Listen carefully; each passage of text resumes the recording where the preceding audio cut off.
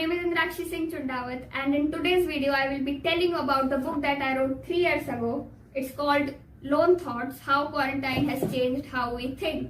It's about the pandemic, as the name suggests, and this was the first piece of writing that I ever produced, which is outright negative aura, because the first time you write a book should not be the first time you are writing at all. But nevertheless, while it's a decent job, I must learn things so that I can make my next book better and so that I can help you write better.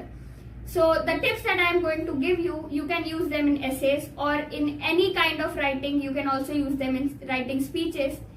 I am just talking about any writing in general. The first thing that I would want you to learn is that make sure you're sufficiently experienced in the kind of content you want to give out. Make sure that you are sufficiently experienced in writing in itself, because if you don't do these things, you're going to end up rambling in your speech or your essay or your book. And by rambling, I mean that you're going to beat around the bush, and by beating around the bush, I mean that you're not going to be able to make a solid point. This is important because this is the entire point of a speech or an essay or a book, to reach at a conclusion. And if you don't do these things, the other set of problems that might arise with such a text which is not planned enough, a text that is written by an inexperienced author, is that the text is going to look extremely unprofessional. It's going to give out vague information. It's not going to be able to convey your point just as you wanted it to convey. And the third thing that might happen is that your audience will grow bored after moving in circles. This is not going to catch the attention of your audience. So make sure you are planned about what you want to deliver and what you want to give out to the audience. The second thing that I would want you to know is that one must use readable language, the kind of language that captures the audience's attention.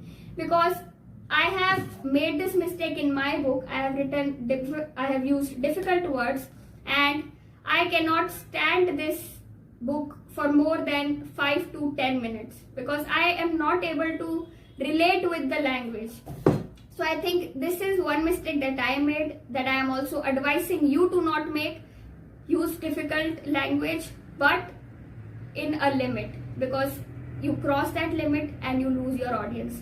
Try reading the text of Yuval Noah Harari's book, try reading the text of a Murakami novel, or try reading To Be or Not to Be, which is the opening of Shakespeare's Hamlet. You will find out that these are all simple worded books and simple worded texts, and these are still doing the rounds even today.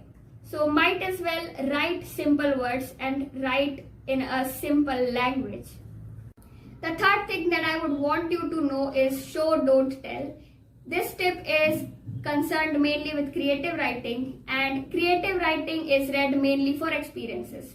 If you want to experience a text, it must be written in vivid detail and it must be imagined in vivid detail. So while we cannot rule what to imagine, we cannot decide what to imagine, we can always write a good text. And for that, I have an example: Arundhati Roy's The God of Small Things.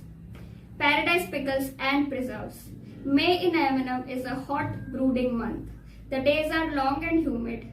The rivers shrinks and black crows gorge on bright mangoes in still dust-green trees.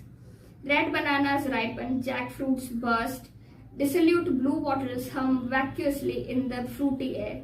Then they stun themselves against clear window panes and die, fatly baffled in the sun. So this text mainly tells you about how hot Ayamanam is during the summer season. So instead of writing a bland and insipid language, Arundhati Roy has taken the help of various details to write a scene, to weave a scene so vividly that you can see it happen in real time. So show, don't tell, to write a good text in creative writing.